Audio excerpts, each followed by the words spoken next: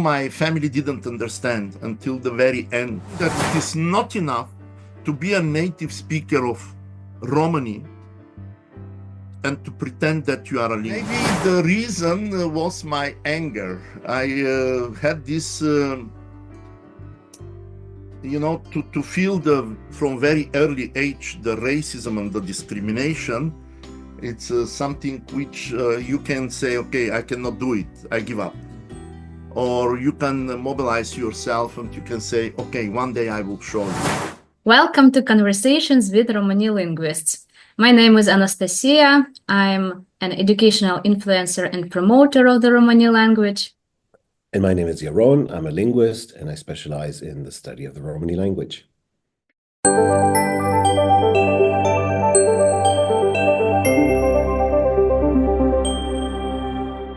In this series of interviews, we talk to linguists working on the Romani language.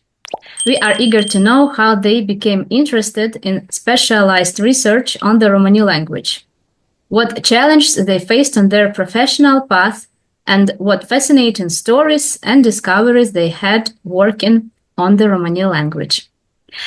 And today we are pleased to introduce our guest, Hristo Kyuchukov. Hristo Kyuchukov is professor of linguistics and intercultural education at the University of Silesia in Katowice in Poland.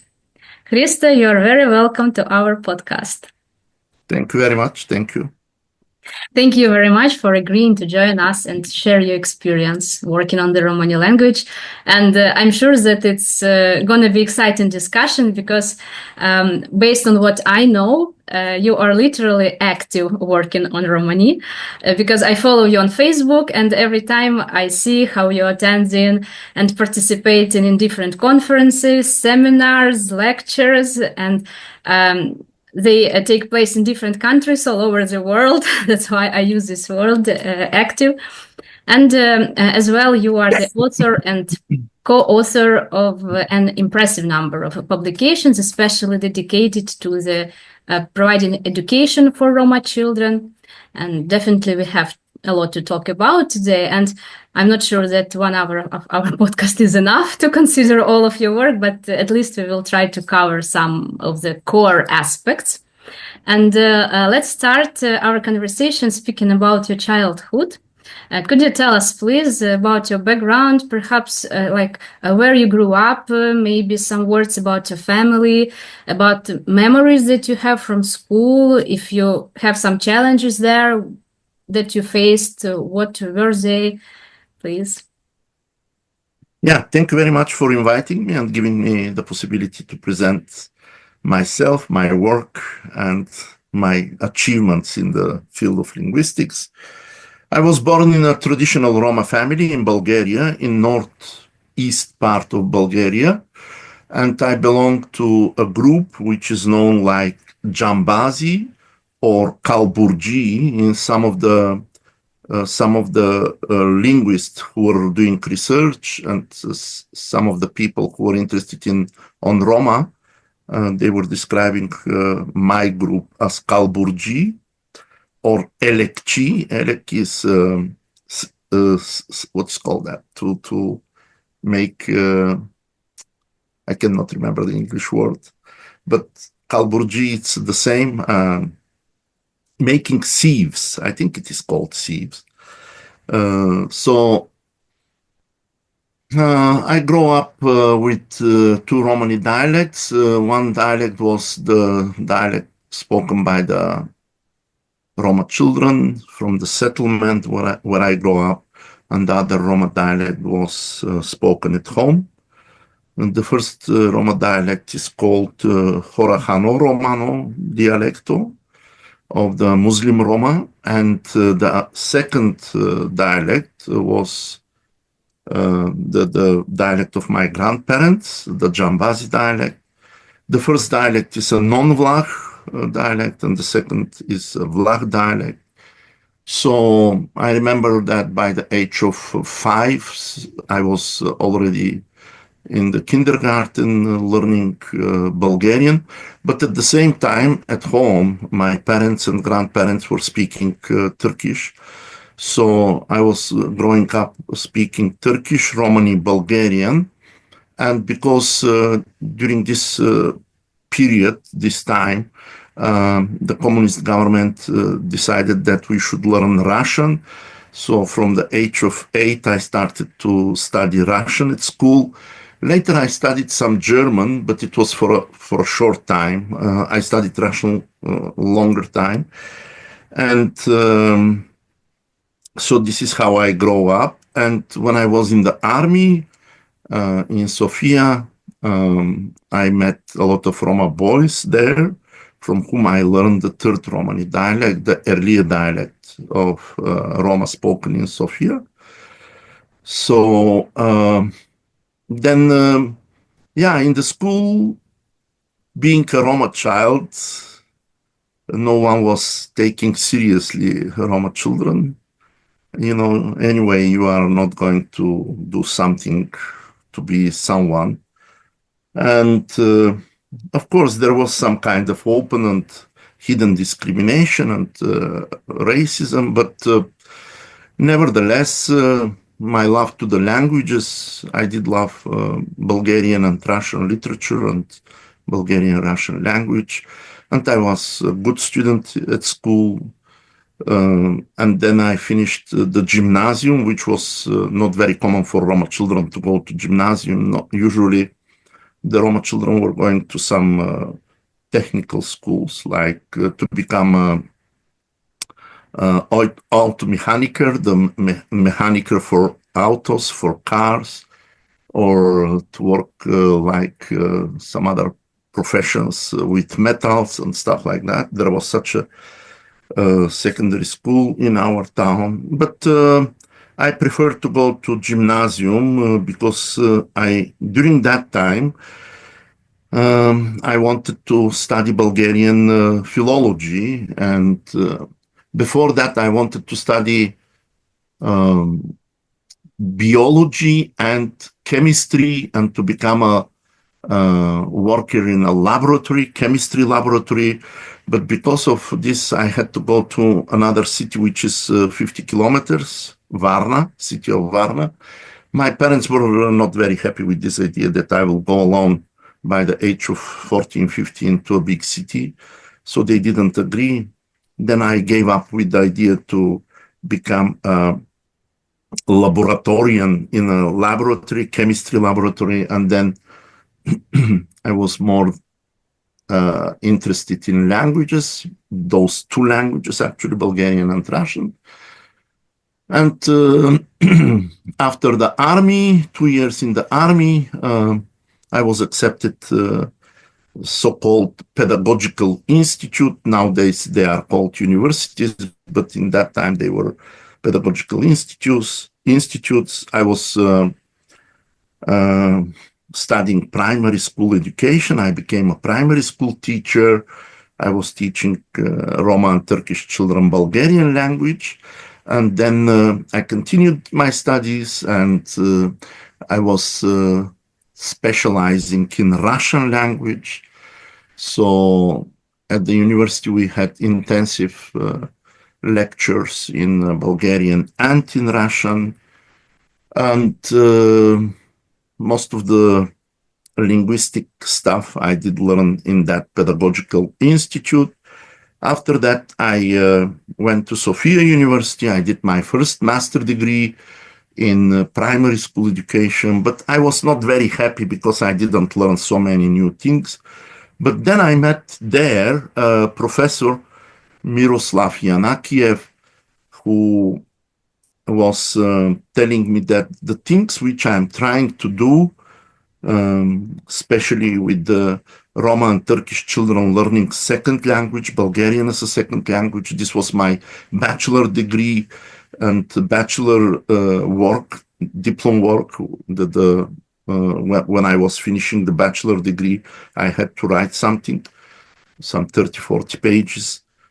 He told me, well, this is called psycholinguistics. And I never knew the terminology psycholinguistics because in Bulgaria this was not popular.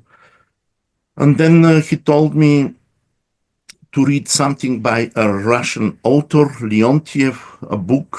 I found the book in the National Library. There was just one book in whole Bulgaria in National Library, which was called Теория речевой деятельности, Theory of Language Act, or I don't know how to translate it into English. Yeah, speaking activity. Yeah, or speech activities. Speech activity. Yeah, so then he suggested to me, why you don't continue to work a second master in psycholinguistics? But there was no psycholinguistics at the university. There was no such a subject in the university, in Sofia University. And then with his help, the Sofia University, the Faculty for Slavic Philologies, created just for me a master program on individual basis, which was called Psycholinguistics. And I had to go there and to meet the professors one-to-one and face-to-face. And they were telling me, what shall I read? What shall I write? And this is how I made my second master degree, MA. And then I wrote a thesis, which was on, of course, again, second language acquisition by Turkish and Roma children. And I participated in a conference presenting part of my thesis. And then I met a woman from Sweden who told me, well, this what you are doing, it's quite interesting because I'm working in a center for bilingual studies. And her name was Birgitta Inglund Dimitrova. She was married with a Bulgarian guy.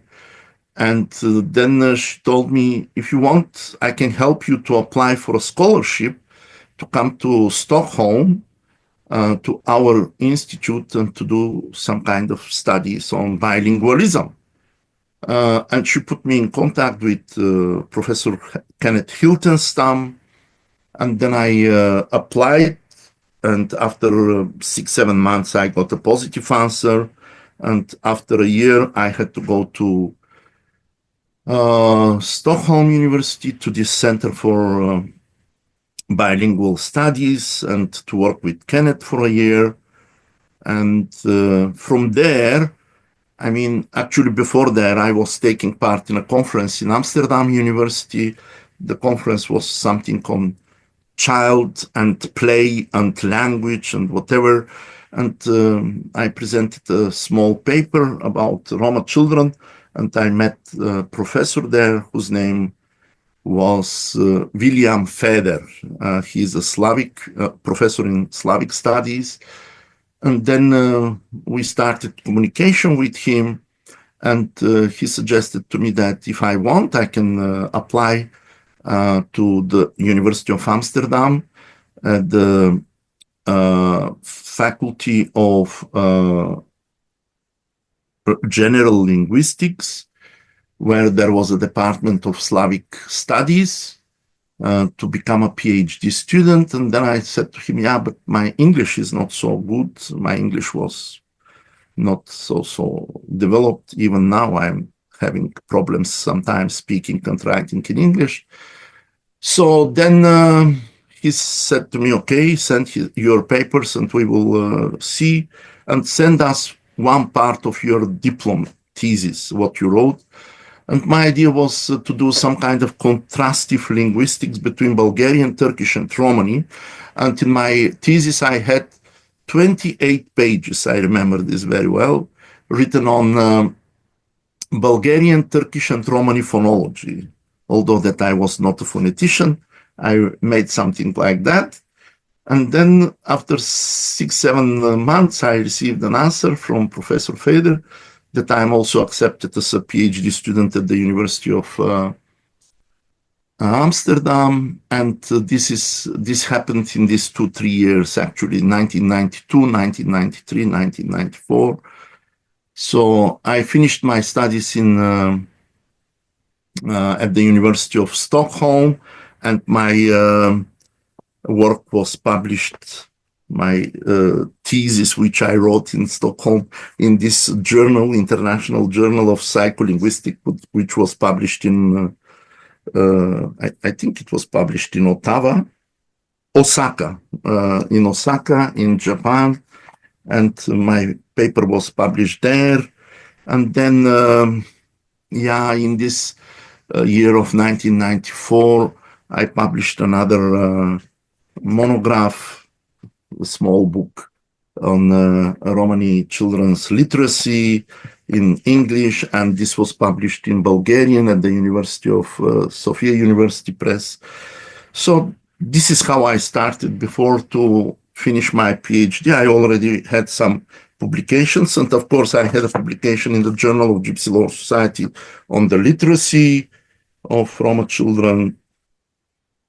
So in 1995, I defended my dissertation, which the title was Turkish and Gypsy Children Learning Bulgarian. And then I came to Bulgaria, and the Ministry of Education told me, we are very sorry, but your dissertation is not recognized here because there is no such a thing like psycholinguistics, because the title which I received was Ph.D. in general linguistics, in brackets in psycholinguistics. And in Bulgaria, there was this Vishaya Attestacionna Komisija. And this is high attestation committee or something like that, where you give all your papers, all your documents, and you expect that they will be legitimized, acknowledged, and accepted. But they answered to me that in their registers, there is not written such a thing like psycholinguistics. And then one of the professors told me, well, if you want to prove that you really wrote this dissertation in English in Amsterdam, you should write another dissertation in Bulgarian language and defend it here, that we believe that you wrote the dissertation. I said, okay. So after 1 year, the dissertation was ready, and I started with the procedure for defending the dissertation. I defended the second dissertation in Bulgarian language. Then I made a habilitatia, and I became an associate professor. And then I wanted to become, I was already working in Bulgaria, but before that, I did work in Budapest at the Institute of Open Society Foundation Institute of Education. And I was in San Francisco for a year at the Department of Intercultural and International Education. So I had some international experiences. And when I came back to Bulgaria after San Francisco in 2000, then I wanted to become a professor in Romani language, and they told me, no, it's not enough. This is what you have. You have to write a third dissertation. I mean, a new dissertation. I said, okay, no problem.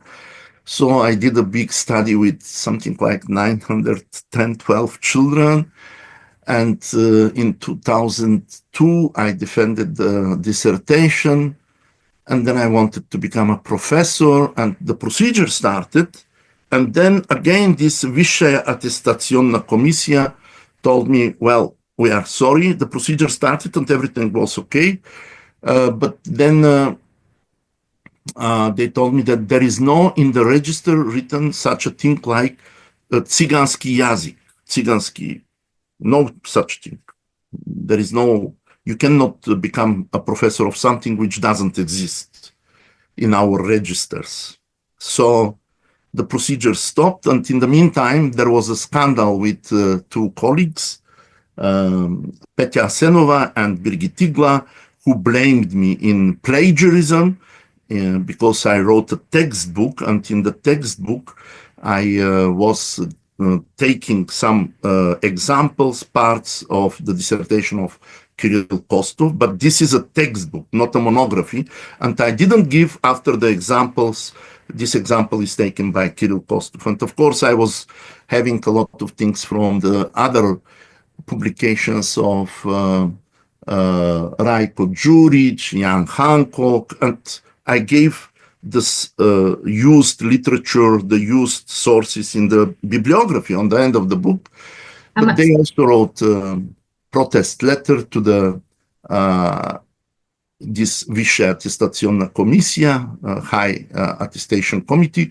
But the reason to stop the procedure was not the letter from Petja Arsenova and Birgit Igla, but that there is no such a thing like Tsiganski jazyk in the... I'd like to clarify this thing. So the issue was that you in Tsiganski jazyk itself, or just in the name that you call the Tsiganski, but you should use the word Romani, for example. No. Just there was no Romani, no Romani, no Tsiganski. No, nothing. In that time in Bulgaria, the word Romani was not used. I mean, this is in 2002, 3, 4. I'm speaking for this period. In that period, still was Tsiganski jazyk in all this public and discourse and publications everywhere. It was used Tsiganski jazyk. So then, I wrote a letter of reaction to this High Attestation Committee that it is strange that there are approximately 1 million Roma in Bulgaria who are speaking Tsiganski jazyk, but it seems that this kind of institutions like the High Scientific Committee, Attestation Committee, doesn't recognize this language. And my question to them was, could you please explain to me what language the 1 million gypsies in Bulgaria speak? I use the word Tsigani. What they speak then? What is their mother tongue then? And of course, I didn't receive an answer. So then I was working at the University of Veliko Trnovo. I had there a program which was called Primary School Education and Romani Language. And we had Roma students who are speakers of different Romani dialects. And they were trained to be primary school teachers, teaching all the subjects. But in case they go to work in a segregated Romani school in the Roma settlement, that they could teach Romani to the children if the parents agree with that.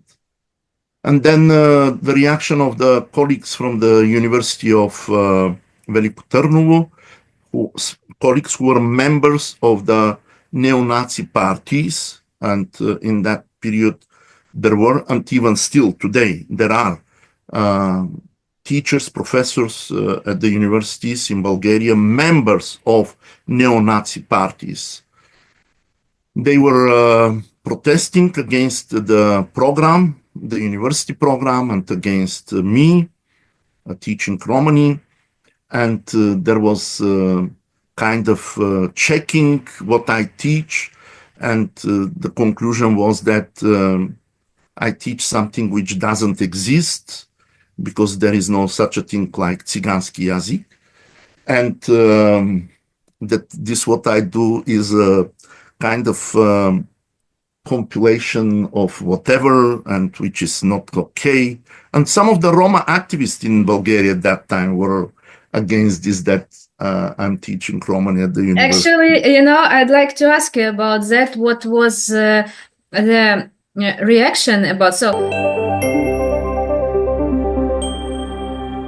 First, I'd like to ask as well, when and what was the first impulse, or what was the reason why you made you develop, what made you develop, to this wish to approach Romani as an academic subject, and also about the your family and your people who surround you, environment. Do you feel the support from their side?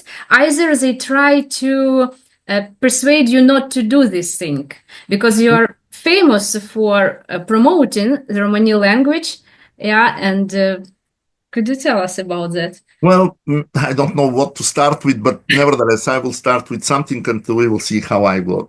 First of all, my family didn't understand until the very end. My mother died in 1997. She didn't understand why you are doing this.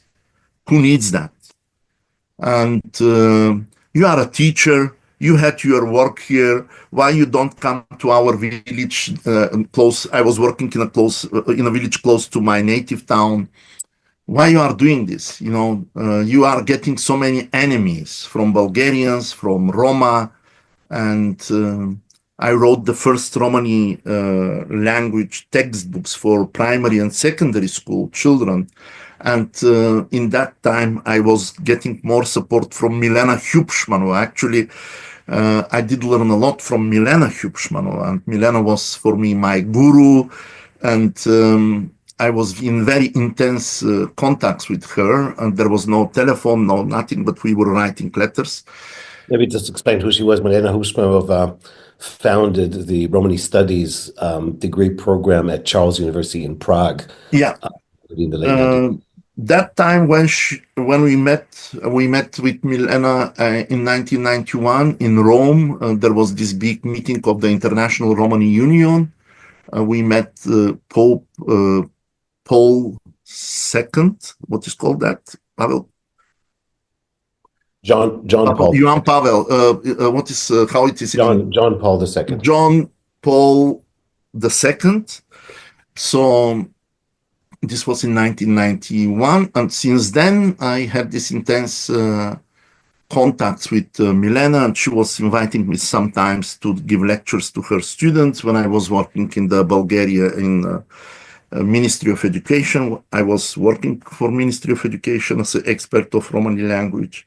There was a period of time, and then working in different institutes, universities in Bulgaria. So there was no such a support from my family like, wow, you are doing great job and this is the right thing to do, go and do it. It's exactly the opposite. They were, don't do it. Why you are doing it? You are wasting your time. You are getting enemies. Why did you proceed? Why did you continue? Maybe the reason was my anger. I had this... to feel from very early age, the racism and the discrimination, it's something which you can say, okay, I cannot do it, I give up. Or you can mobilize yourself and you can say, okay, one day I will show you. And what was the reason? The reason was one teacher of Russian language.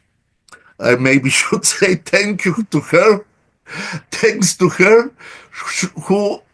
It doesn't matter how good I am preparing myself for the lessons, writing my homeworks and doing everything perfectly. I was always having lower marks. Always. There was no way that I will get an excellent mark. And then, this was some kind of anger inside of me that you can see it. That you are much better. I was the only Roma child in the class, and all the other children were Bulgarian and Turkish children. And sometimes the Bulgarian and Turkish children were showing worse results in their tests and homeworks. But because they were son of the lawyer, son of the party secretary, daughter of a doctor, so there was this attitude that, well, these are children of important people in the town. And this gypsy child, anyway, he cannot. And that was the beginning. And then in the university, when I was in the university, there was such thing as, again, that there were subjects, for example, Bulgarian language, I remember this, and we had extremely heavy exams in Bulgarian language, phonology, morphology, and syntax in 3 parts. And we were studying this 2 semesters each, and it was crazy. And then teaching methodology of teaching Bulgarian language. These were the 3 most difficult exams, and I was always the best prepared student, and I was always having low marks. And maybe this anger inside of me You wanted to prove something. Yeah, to continue and of course, after a certain period, when I met the professor Miroslav Yanakiev at the Sofia University, he told me, look, you know so many languages. You speak Romani, Turkish, Bulgarian, Russian, and some German. I don't speak so many languages. You have to write a dissertation. I told to him, I don't know what is a dissertation. How can I write something?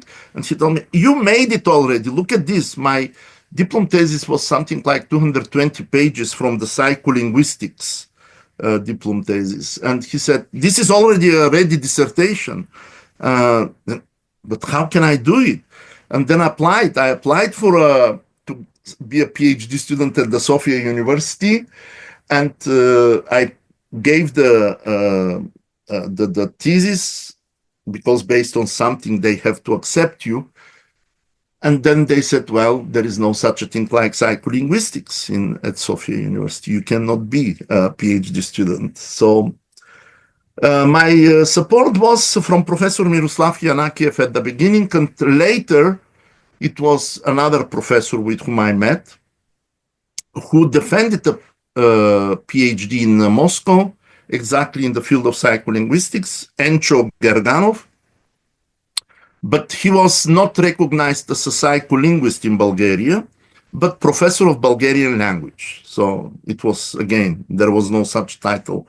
There was no anyone who had the title professor of psycholinguistics.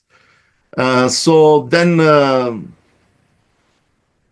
of course, it was very difficult for me going to Sweden, and after studying just 6-7 months English, to write something in English and to pass all the exams, and then after that in Amsterdam.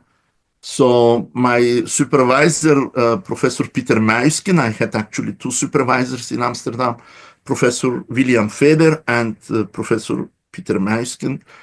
Peter Muisken was inviting me every Friday evening to his house to have a dinner.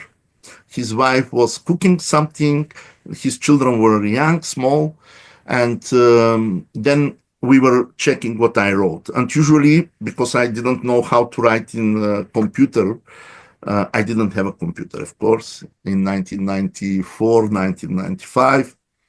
So I was writing everything by hand. He was reading that, and he was, oh no, this is not good here. This is not clear.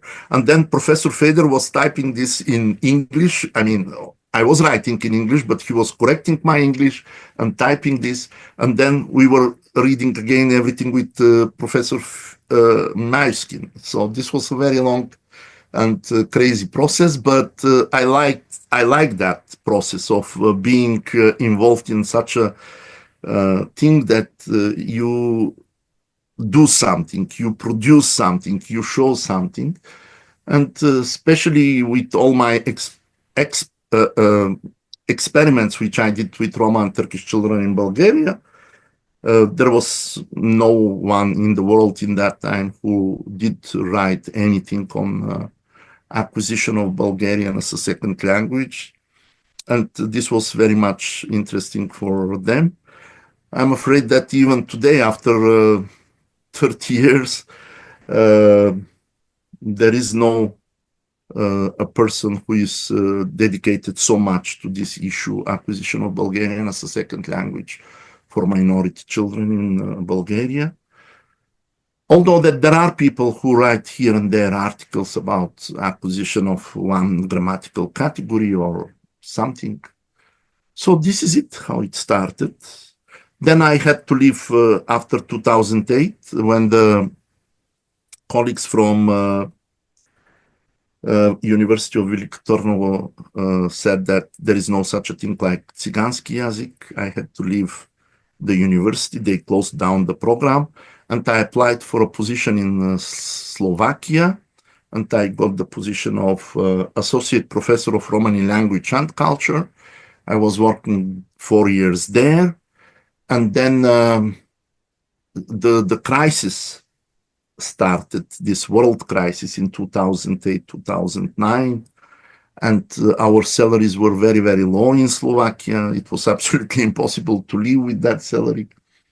And then my brother was working here in Berlin, and he told me, why you don't move to Berlin? I came here, and in 2010, during the summer, and then I started in 2011, like visiting professor at the Free University at the Institute of Turkology to teach the Turkish dialects in Balkan countries spoken by Roma, something also which is not investigated.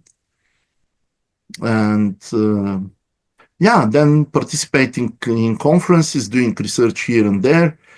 I participated in a conference in Poland, and then one of the women there, colleagues, who was deputy dean, she told me, wow, this is what you are doing. It's very interesting. We are looking for such a professor.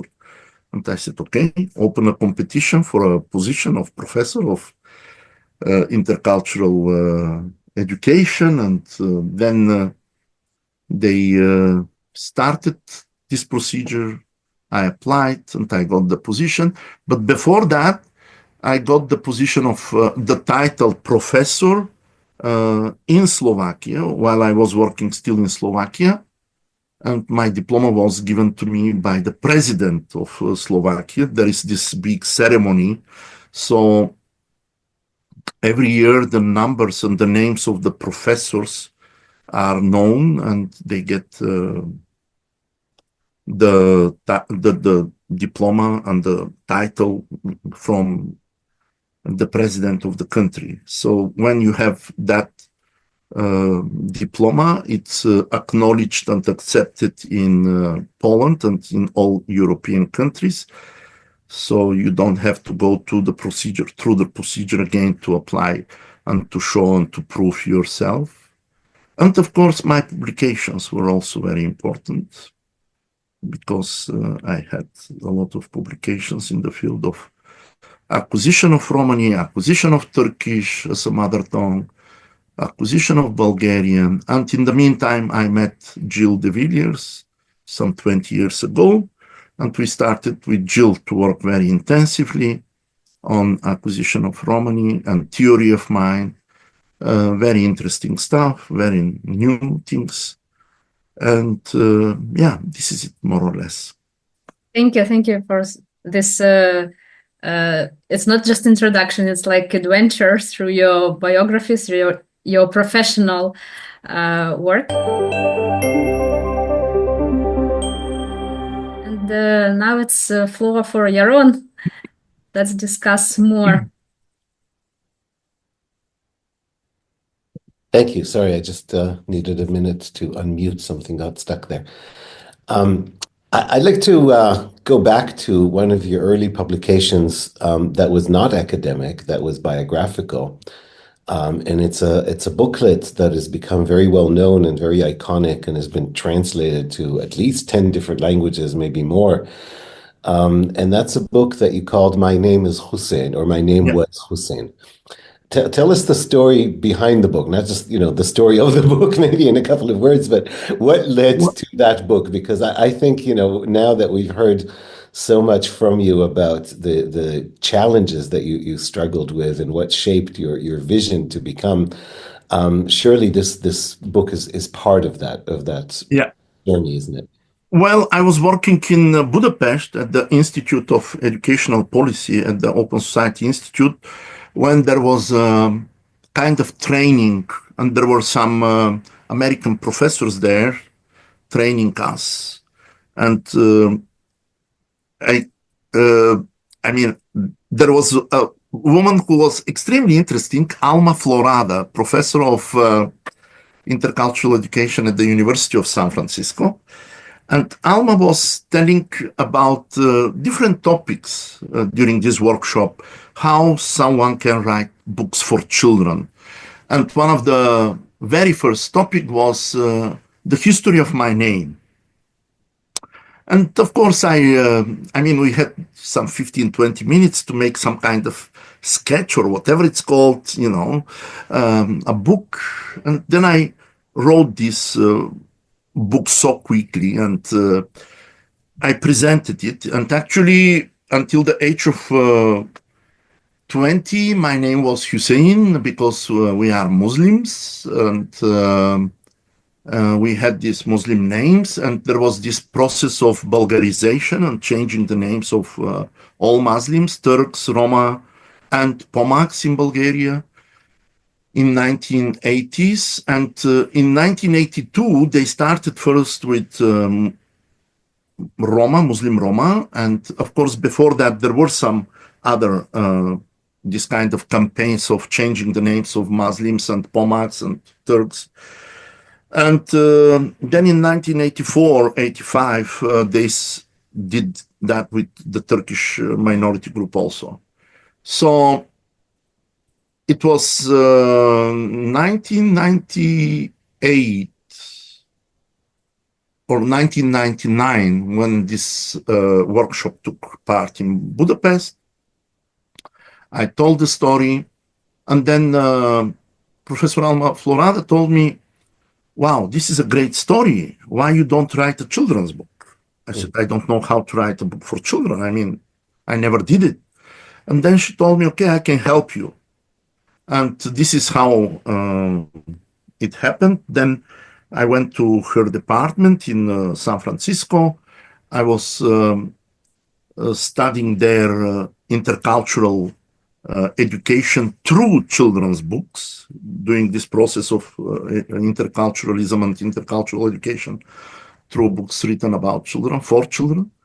And then I did learn how to write books. And at the same time, I was attending classes, and I was teaching and giving classes, and I was traveling around United States, visiting different parts, giving lectures about Roma, minorities, education, and stuff like that. So after that, the book was published, I think, in 2004, and it got 2-3 prizes. It was one of these very big, shocking, new books in the field of child literature. And then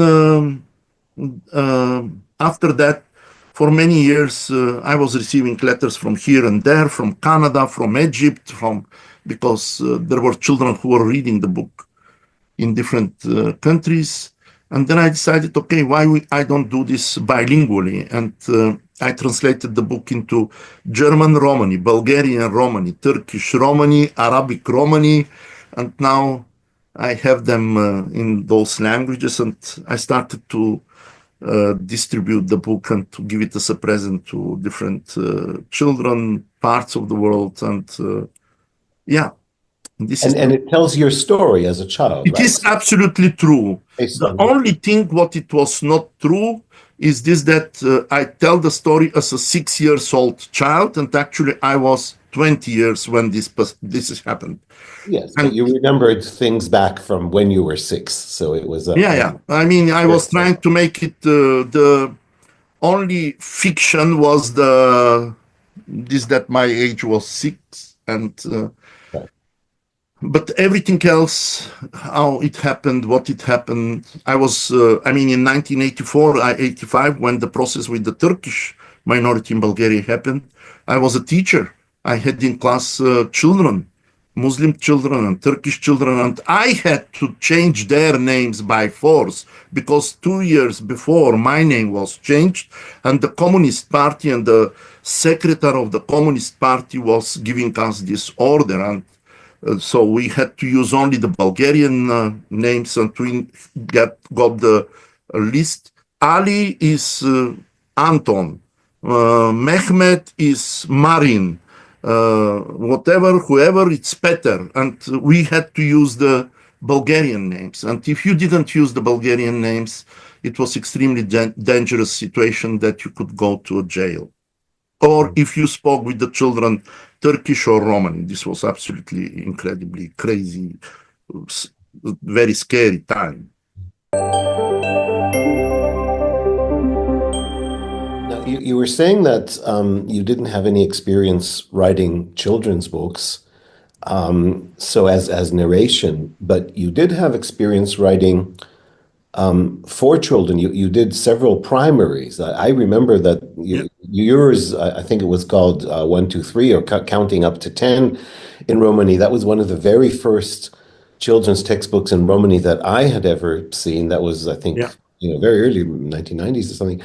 And you did several of those, right? And that was already from a realization of what you were telling us before. There's discrimination, there's lack of acknowledgement, the language doesn't even exist in the minds of many people. So can you tell us a little bit about the process? So what was the motivation? What was the target audience? Who are you writing this for? How did you, I mean, I'm interested also in the spelling. So which dialect, you told us before, you spoke 3 dialects. Which dialect did you choose? How did you write it? Who supported it? And what impact did those books have at the time? Well, it happened in 1992-3 because the Bulgarian government gave to the Turkish minority the right, after the democratic changes after 1990, one part of the Turkish Muslim population could take their Muslim names back, so they can give up with the Bulgarian names. And then the Turkish minority got the rights in Bulgaria to have mother tongue education, Turkish as a mother tongue in primary schools. And I was still a master's student at the University of Sofia with my professor. Once I told him, but if you give, if the Ministry of Education gives the right to Turkish children to have mother tongue education, in this country there are also Roma, Tsiganski deti, gypsy children. We have to give them also the right. And he told me, okay, you are absolutely right. Let's speak with the minister. And because this was after the democratic changes and they were trying to be very democratic, they gave the right to teach Romani as well. There was no textbooks, and with Professor Yanakiev, we developed the very first textbook in Romani. And there we used actually 2 dialects, Sofia Erlia dialect and my Romani from spoken at home, the Vlah Jambas dialect, and everything what was written on the one side, it was translated into Bulgarian. So the book was bilingual, and we came with the idea that this book will help the children to learn better Bulgarian language. This was the first book. But after that, I said to them, they don't know even Romani. We have to do something about developing of Romani, to see written Romani. And that time I had a foundation in Bulgaria, and I was the director of a foundation. And François Mitterrand Foundation in France was having a call for publications, and they gave us 12,000 French francs for developing children's books for Roma minority especially. And then I published this very first children's books in Romani language. But one of them was collection of Roma songs, which I didn't write, but I collected them. Roma poems, the second book. The third book was about fairy tales. And the fourth book was about sayings and riddles and like this. And the fifth book actually was counting from 1 to 10 and using Romani as an instrument to cognitively develop the children, the Roma children. Because that time in Bulgaria, a lot of Roma children were in special schools, because they didn't speak good Bulgarian. And one of the theories in my dissertation was that if the child doesn't speak the mother tongue so well, he cannot learn the second language or the foreign language either. So my idea was that we should do everything possible to develop the mother tongue of the children. At the beginning, with Professor Yanakiev, we developed an alphabet which didn't have any diacritics. This was the English alphabet with the combination of CH for ch, SH for sh, and etc. And then after that, when I was in United States in 1999-2000 academic year, I was spending a month at the house of Ian Hancock in Texas, and we were discussing this, how can we improve this alphabet from Bulgaria? And then we developed a kind of alphabet, the same Latin alphabet, but with some changes in the some of the letters. And then I used this new variety of the alphabet for other books, and not only children's books, but there was also a series of poems, books, small booklets with poems by Bulgarian Roma authors. We were encouraging the people to write more in Romani. This was at the beginning of the 2000s. And of course, Milena Hubschmanova influenced me a lot about this process before she died. And she was coming often to Bulgaria, and we were discussing with her how we can do this, that the things in Bulgaria develop. I mean, the written Bulgarian Romani in Bulgaria, the publications and stuff like that. So, yeah, this is how it happened. Until that time, there was a long tradition that started actually in the Soviet Union in the 1920s to write Romani in the alphabet of the national state language. Yeah, and actually in Bulgaria there was this. But in Bulgaria, you chose, yeah, but you chose a different path, right? You consciously chose the Latin alphabet. Yeah. Why was that? Because my idea was that the Bulgarian Roma should be able to communicate with the Roma from the other parts of the world. Because in 1992 there was this small dictionary published in Bulgaria using Cyrillic alphabet. Yeah. And I was quite against this because from my contacts with Milena, with Rajko Đurić, with Marcel Curtiade, I met Marcel in Bulgaria also in 1991. And Rajko Đurić was coming to Bulgaria as well. And those contacts influenced me somehow with, I mean, in that direction to introduce Latin alphabet in for writing Romani. So you were one of the pioneers in the early 1990s to start thinking about Romani in the school context and in education.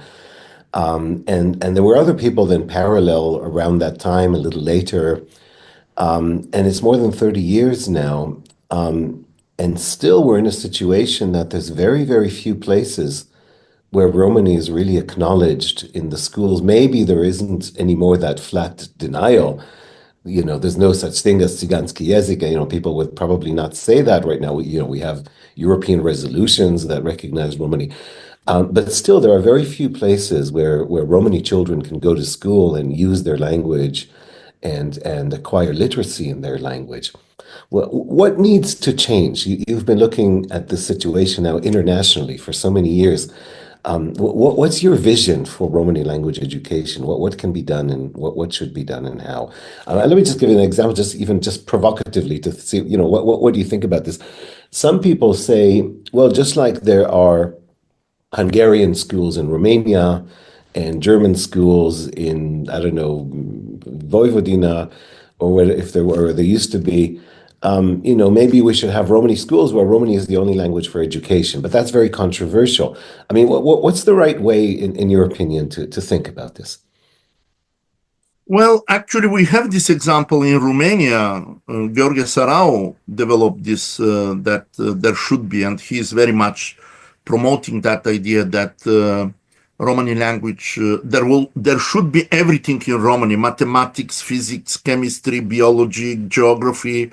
And to some extent, he succeeded. I mean, in Romania, there are more than 800 teachers of Romani language. At the University of Bucharest, there is this department where they work on Romani, although Gheorghe Sarau is retired. And I have another idea that instead of being only monolingual Romani, everything in Romani. I'm more like for bilingualism, developing the bilingual education of Roma children. Of course, Roma children should have lessons in Romani. They should know very well their mother tongue, but they should know also the official language of the country and foreign languages in order to communicate with the world. And actually, this somehow happens. I mean, not so well organized, and but in countries like Serbia or Slovakia or even Hungary, there are classes for Roma children to learn Romani, but at the same time, the Roma children are attending mainstream schools. So I'm against the segregated schools where the Roma children are treated like mentally retarded, that they should be segregated. And measuring their knowledge in the official language when they enter the first grade, when the Roma child doesn't speak so good the official language, measuring their knowledge with IQ tests. We know this is happening still until today in Slovakia and in Czech Republic. And this is why I'm saying that the Roma children should develop their knowledge in mother tongue, and the testing should be done in the mother tongue. And together with Jill de Villiers, we developed this kind of test for measuring the knowledge of the children on 9 different grammatical categories, which are particular for Romani language. And this could help the teachers to prevent the children from being placed in special schools. If the child knows all these 9, 10 grammatical categories, which are included in the test, but they don't know them in the official language, it's more than obvious that the child is quite normally developing child. So my idea is this, that yes, of course, there should be Romani language education, but together with the official language of the country where the children grow up. Mm-hmm. Yeah. Yeah, that's really interesting. And to what extent do you think that educational materials that are being developed can be used internationally? I mean, you said before your choice for an alphabet back then was very conscious. Yeah. Roma to communicate, and you now mentioned the grammatical categories of Romani, and some people say, well, there's so many different dialects in Romani, how can you do it? Is it possible to have an integral approach to Romani that will be dialect overarching so that people can also share good practice, to use the term? So you can develop materials in one country and then Romani speaking people can use them in another country. Is that possible? Well, this actually is happening, because this what I see, it's the materials which were developed in Slovakia, for example, or in Serbia. At the moment, even there are materials which are developed in Serbia. I was during the summer in August to Serbia, and I know that there are a lot of publications. They are written in one dialect, but still they can be used in other countries, adapting those materials to the other dialect which exists in the other countries. So the most important thing in my mind is to have materials. It doesn't matter in which dialect. Okay. And the dialects could be adapted. I mean, the publications, the published materials could be adapted to that particular dialect in the other country. And this is what is happening, because not all the countries develop this kind of teaching materials. For example, in Bulgaria, nothing is done yet now. After when I left Bulgaria, no publications, no teaching of Romani as a mother tongue. So in Bulgaria, the Turkish children can learn Turkish, Jewish children can learn Hebrew, Armenian children can learn Armenian, but not the Roma children, because according to the Bulgarian ministry, one of the deputy ministers said that officially, and there is even some kind of resolution, that the biggest problem of the Roma children, that they cannot be integrated, is this, that they speak Romani And this is the obstacle for their integration. And this is because of this, there is no teaching of Romani in Bulgaria. And that must be incredibly frustrating, especially for you when you started that work there such a long time ago. yeah, And then you see it happening in other countries, but yeah, not in the place where you actually set the yeah. possible. When I started, when we introduced Romani in 1992, there was nothing in Czech Republic, there was nothing in Romania, and then after that, the Romania and Czech Republic started with Sarau and Milena Hübschmanova. And now this what I'm trying to do is to develop the things in Serbia to help the colleagues there, because there is no linguist there. Rajko Đurić died. Marcel was working also there, but also died. And I'm trying to develop the things for Turkey, although that it is quite difficult in Turkey to work and to do research on Romani and education of Romani at school. So because of political reasons, but still, nevertheless, I'm trying to do that. And yeah, I continue.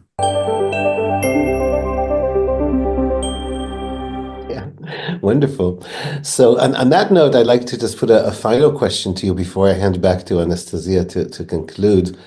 So, you're one of just a handful of people of Romani background who became professional linguists and have done a career in linguistics. And so, you've been a role model, I'm sure, for many people. But just very, very recently, you published an article in the journal Romani Studies, which I think came out just maybe literally just days ago or a couple of weeks. And there it's a discussion paper where you take a somewhat critical stance about Roma in academia or in some directions.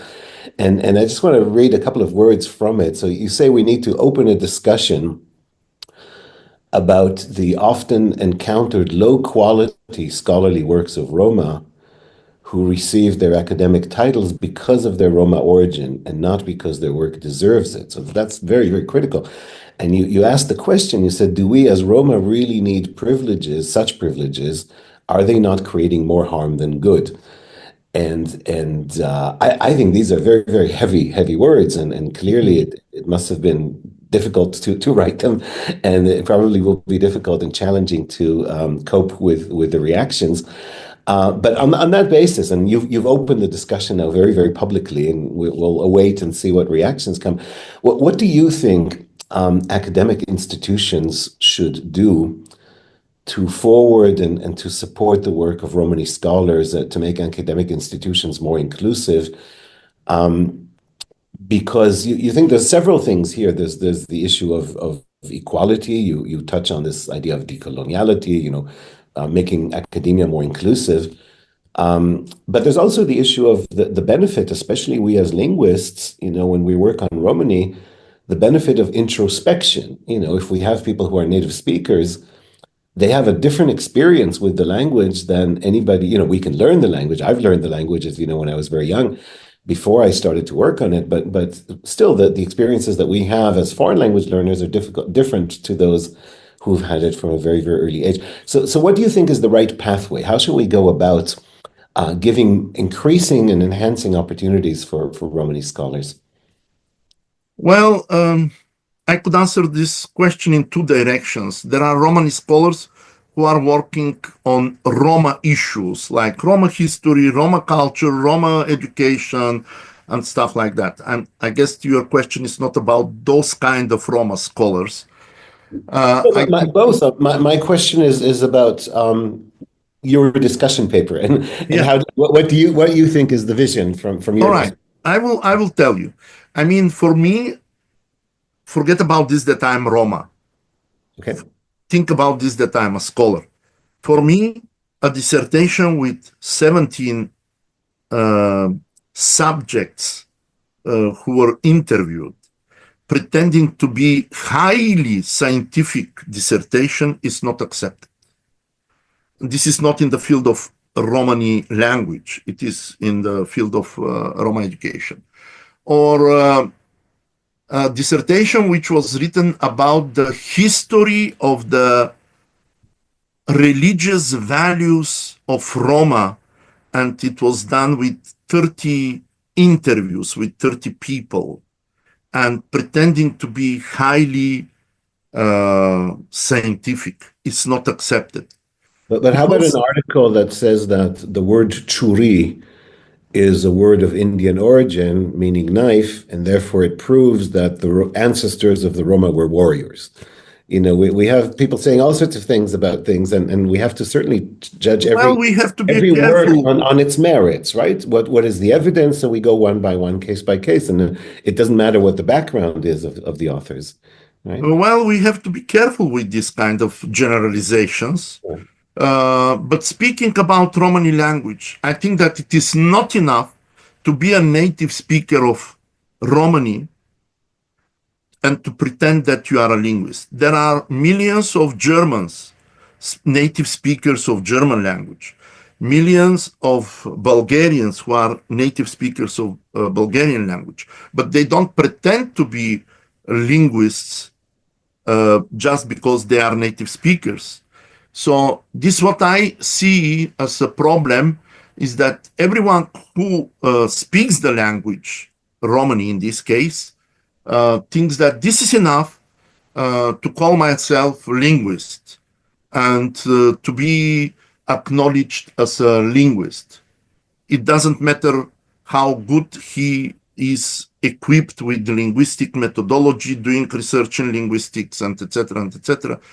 So this is my problem. I mean, for any other minority language, if we take the Sami in Sweden, no one will allow anyone to work on Sami and to pretend that he's a linguist in Sami language just because he speaks Sami language as a native speaker without any linguistic background and without any really serious studies on that field. I mean, this is my problem.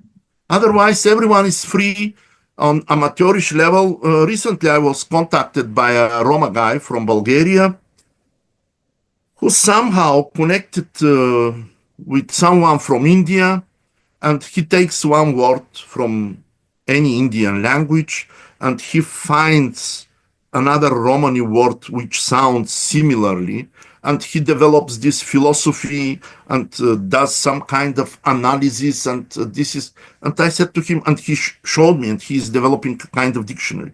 I told him, well, the things are not like that. I mean, this word from any Indian language sounds like this Romani word. It doesn't mean that these two words are related. You have to know much more about Indian languages, about Romani, and etc. and etc. So these kind of things are plenty of them. There was a Bulgarian Roma woman who wrote that the name of the city of London comes from the Roma word lon, which is salt. And still this kind of, crazy stuff, which is, wait a minute, I mean, how you can do this? I mean, how you can say this just because you speak Romani, you think that you are a linguist or you are a scientist? So there is such a things. There are such a things, and there is. I don't want to go in deep details. This what I wrote in the article. I stay behind my words, and I'm absolutely. You give some examples, but is it also important? You said let's deal with it in two directions. Is it also important for academia, for established linguistics, to have more people who are native speakers and who yes, of course, yeah. How do we do that? What's the best way to go about doing that? How do we, if it doesn't happen naturally, because it's been decades, and there are very few. There's yourself. There's a few more people, but exactly. Well, in Roma communities, we know that there are these trends. There was a period when everyone wanted to become a lawyer, and now there are another trend. Everyone wants to become a physician, doctor in the hospitals, or nurse or dentist or whatever. Unfortunately, there is no trend among the young Roma that everyone wants to become, who speaks Romani, wants to become a linguist. Okay. So there are few people with whom I'm in contact constantly, and I try to help, I try to encourage, but this is not something what they can sell. This doesn't bring money. So being a Roma linguist, if you don't have a full-time job in a university or any kind of institute, research institute, this doesn't you cannot make living out of it, unfortunately. And this is why a lot of young Roma who even studied linguistics, some kind of English or, I don't know, Slovak or whatever, and they started to work on Romani, they simply gave up because there is no market for that, unfortunately. Well, thank you for that, and I'll hand back to Anastasia for a concluding question and remark. Thank you. And our concluding question is simple and comprehensive at the same time. What is your plan for the future? Well, I'm working a lot in Turkey.